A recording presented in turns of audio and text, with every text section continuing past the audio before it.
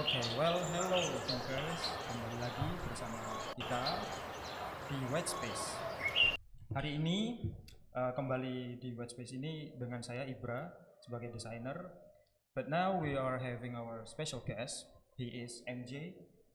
He is the animator back then in around 2003. Yeah, he's the animator. So he's the jack of all trades. He could do design. Well, MJ, you can say hi. Hello, my name's Michael, as you know. You may have seen me in the past. Yeah, just a little bit of background.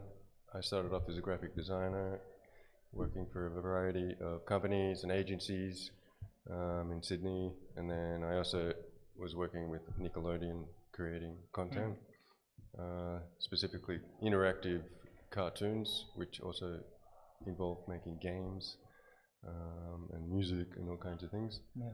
And then I came to Indonesia and ended up working with one of the biggest branding agencies in Indonesia, which also had dealings with augmented reality and gaming and stuff like that. Yeah, he's a cool person, right? So, what are we going to talk today, MJ? Well, we'll have a bit of a discussion about games. Yeah, we are talking about games. Yeah. Well, nowadays, do you play any games, MJ? I do. What game is it? Well, I mean, I play predominantly Warzone, which is part of Call of Duty. Okay, Call of Duty It's Warzone. online game. It's free, actually, by Blizzard. I think you can get it on Steam. Yeah, but you can pay for it, which opens up a lot more other aspects to the game. But yeah, I'm stingy, so I play the free version of the game. Well, talking about free games, I do play free games too. It is Genshin Impact. It's quite popular here in Asia. Yeah. Well, most of my friends. I've never played it, so. Yeah. Well, actually, that game is for a bit of like for kid and young adult, something more like that. Yeah. Well, talking about this game that is quite free for us, free to play at first. Well, looking at their term to have us as the user or their customer, like, can a game become a real business? Yeah. Well, as you know, gaming industries have become some of the biggest in the world, especially companies like Blizzard and EA Games and Microsoft and those types of things, which is Xbox, PlayStation, and all those things. Like they estimate something like $187 billion. That's how much income that it's generating. And they're now branching off into other areas like the metaverse and things like that, which will only increase. Just to give you an insight, if you recall, just recently Microsoft just purchased Blizzard for $69 billion. So it's quite an upset, not only in terms of the industry, but just in terms of like competition. Like the governments were, concerned that they would have way too much power in terms of, over the competition. But apparently they let them the acquisition of Blizzard. Just to give you an insight as to Blizzard, they themselves were earning something like $8 billion a year. So, it won't take too long for them to recoup. But yeah, how do they make the money? I mean, there's a variety of ways. Obviously the game costs, could be around $100 each, depending, on the game. But predominantly they aim, well, in Australia, they usually cost around $100. Okay, or so $69. So we can say that game is a business in nowadays. Well, actually, I do have the experience as their customer in Genshin Impact games. Yeah. I have this. So you got the subscription or the I got in-game this purchase. a bit of redeem code to get the character, but I need to buy pizzas first. Yeah. Well, actually, they do a good collaboration, Genshin Impact and Pizza Hut. They make this. Jadi begitu thinkers, game itu bukan hanya sekadar barang yang kita mainkan terus kita merasa kecanduan atas itu, enggak. Ternyata di balik masuknya game itu ternyata model bisnisnya juga ya seperti produk-produk umumnya yang kita nikmati. Seperti itu. Well, let's So do a bit of co-branding with what is it, pizza? Yeah. Right. Interesting. And so you get actual world benefits. yeah. Yeah. Yeah, I'm eating discounts that or something. delicious stuffed snacks. Well, I do have the enhancement on my game. Yeah. Yeah. It's like a double benefit for me. It's amazing how much money people spend on in-game stuff, like you said, because it's virtual. It's meaningless, you know. Okay, fair enough. You get like an advantage in the game, or it could be cosmetic. It's just an accessory or something like that. But yeah, it's amazing how much money they generate from that. I mean, I think games like Fortnite, that's how they make their money. I mean, because the game's free. Same with Warzone, it's free, predominantly. Okay, you buy the game, that's one, or you do the subscription thing where you get like a battle pass, which gives you free in-game stuff. Well, it's not free. Or you can buy skins and stuff like that. So you're making money that way. You've got in-game advertising that you're making money from, you know, third party or co-branding opportunities and whatnot. And then finally you've got merchandise. So people are buying toys, shirts, whatever. Yeah, it's pretty huge. Yeah. So, well, actually, I have some experience in that kind of branding method, MJ. In around like 2005, I do play PS1. Back then, they have Pepsi Man game. Well, your characters is a running salesman, evading stuffs. But yeah, playing that games, I think that's the branding method of, hey, we have this Pepsi product. How do we make people to buy more Pepsi than the other Coke? Then in a bit around 2020, we got same thingy, but it's not a game. It's a bit visual entertainment. Riot Games, the developer from a League of Legends. So they developed virtual girl band called KDA. They release music stuffs. They do vlog too. So like this, we have like a Pocari Sweat, Coca-Cola, and something more. They can having contract with this KDA member to make them advertise their product. Yeah. So did you have any it's experience definitely like this, MG? intelligent. Well, just to give you something off my mind, on top of my mind would be Nike with Fortnite. Like they have, you know, skins, characters wearing their products. You know, things like GTA or something like that predominantly focuses on fashion accessories of various products. Some of them, you know, might be fake, but when I say fake, they're not exactly saying Coke, for example. It could be a different name, but it's the same writing. So you're kind of subtly getting a bit of, you know, the essence of that brand. But yeah, I mean, it's basically a smart way of indoctrinating their brand in a more entertaining manner, because no one wants to sit there watching an ad.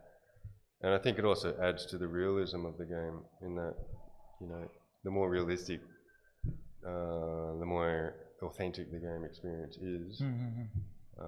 And so you're subtly being, you know, introduced to all these brands subconsciously in terms of, you know, normalizing it and things like that. Yeah, it's quite smart. Another one was Forza. I think they had, Need for Speed. They had like billboards on the road, and they were using dynamic advertising, in-game advertising. So as an advertiser or a product or a brand or whatever, you could purchase airtime, I guess you'd say, and your ad would be displayed on the billboard at, you know, whenever you paid for that spot and so on. And the same thing in hand, we call mobile games, and you've got dynamic in-game ads and whatnot. A variety of companies are, you know, making a lot of money from that. Wow. Yeah. Yeah, I would feel like the Google. user engagement to watch the product like from the conventional ad in TV. Pasti teman-teman thinkers ngalamin melihat iklan di TV itu tiba-tiba kayak bosen dan mungkin ganti channel. Itu kalau yang TV. Kalau di YouTube pasti udah jari itu udah langsung ke arah skip iklan gitu. Nah, untuk menangani hal-hal yang kayak gitu, ternyata game itu juga jadi alat branding di mana teman-teman bisa memainkan game itu dengan seru, dengan senang. Contohnya tadi ada Pepsi Man itu sekitar tahun 2005. Aku yakin teman-teman banyak yang mainin itu dulu. Terus juga eh, ada KDA yang dia itu girl band. Girl band itu yang akhirnya menghibur kita untuk main game League of Legends. Tapi itu cukup niche market sebenarnya teman-teman thinkers. Dan MJ memvalidasi hal itu ternyata.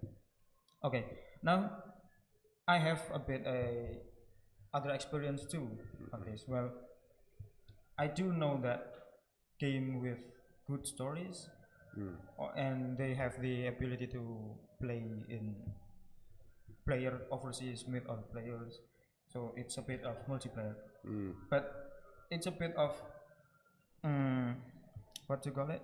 I don't get the word. It's for the adult market like us.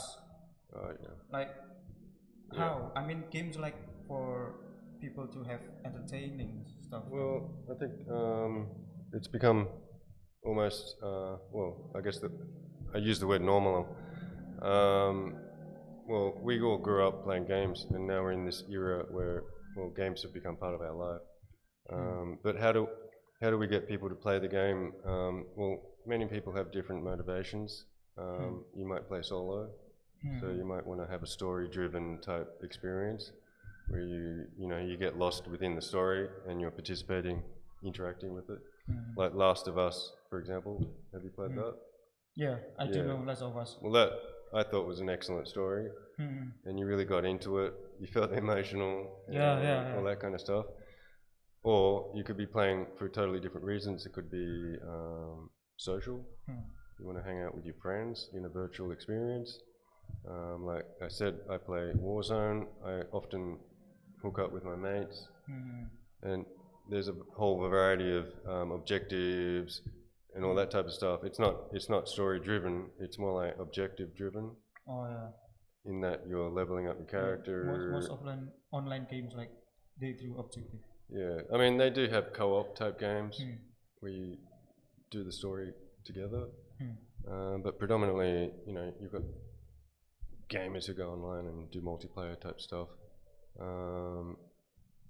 and yeah, what else? I don't know. There's a wide variety of techniques that they use to get people addicted. So you might have new expansions of the game every 6 months or a year with new maps, new areas, new systems and everything. Or you might have gear that you can level up, which takes, massive amounts of time, grind, or you can pay for it. Yeah, I do have that experience. Yeah. Well, talking about Interesting. that Last of Us, I forgot it was around 2012, and then it got remade version for around 2020. The character Joe and Ellie, if I could remember right. I never played that one. Oh yeah. Sorry. Yeah. Yeah, it was Joe and Ellie. That's right. Yeah. They got some, politics and stuff on their country. Yeah. Well, talking about this so-called target market, we as the adult market, well, we tend to have our empty wallets. Like, how do we enjoy games based on your opinion, MJ? Enjoying games, but not being like polish buying to have just a social pride. Hey, I have this character. How about you? You don't got it, right? I got this. Well, there's definitely that aspect of elitism in that the elitist players, they're in the top league, they're in the best guild, in the best groups that play the hardest levels and all this type of stuff. And so there's that aspect. You get this sense of pride and, that I'm better and all this kind of stuff. But then, you know, you just like, for me, for example, I'm more of a casual player now, in that I like to just, you know, 50% of it is just hanging out with my mates, because you know I get to hang out with my friends internationally, in Australia, Canada, Thailand, whatever. So in that aspect, it's great. I get to, you know, immerse myself. I think what's really cool, and it's going to happen in the future, is, you know, VR worlds. I don't know if you've ever tried that, but that's amazing. I haven't. Dude, it's next level. Like you, after about 30 minutes, you suddenly feel like you feel like you're there. It's crazy, and yeah, it's very difficult to explain, but it's bizarre. Like you really feel like you're there. So in the future, when it's affordable and all this kind of stuff, like it's going to change society, I think, because yeah, we're already kind of using similar things now, in that we can communicate with people across the planet, but to actually be in the same arena, which actually reminds me, Travis Scott had a concert in Fortnite. Fortnite, yeah, I do know that. So people were going in the game and they could see a 3D version of Travis Scott performing on a stage, and there were, I don't know, millions of people, like literally like 50 million or something, way more than he could ever achieve in real life. Yeah. You know, stuff like that. Like, yeah, it's amazing. Yeah, I mean, we'll talk about that in a minute, but just the power of the gaming industry and how it's become bigger than pretty much any other industry on the planet. Well, in terms of entertainment, that is. Yeah. But as for why I enjoy games, yeah, I like the story. I like to just relax and chill, and I like to play a game that is actually difficult. Yeah. You know, I like to challenge myself. Yeah, I too recall that. Like Dark Souls, they got crazy hit combos. When I was first time playing it, like it's around 20 minutes, then I get like I wish my money to buy this game. Why? but at the first time I buy that game at Steam, it was, oh, I think I could beat this kind of hard and crazy. Well, it changes the game completely. So, for example, years ago I used to play Halo. Have you played Halo? No. I do not. I know nothing about it. Oh, well, it's a shooting game, and if you play it on normal or even difficult, you're basically just running through these maps, these areas, right? But if you put it on the hardest level, like each room takes like 3 hours because it's so difficult. But most people will probably just throw the controller at the wall. Yeah. But if you're into this, it changes the dynamic of how the game is, and you start to respect every angle that the programmers went into designing the map and how it all works, and you know, the mechanics and all this type of stuff. So, like I said, everyone's got different reasons for playing games. I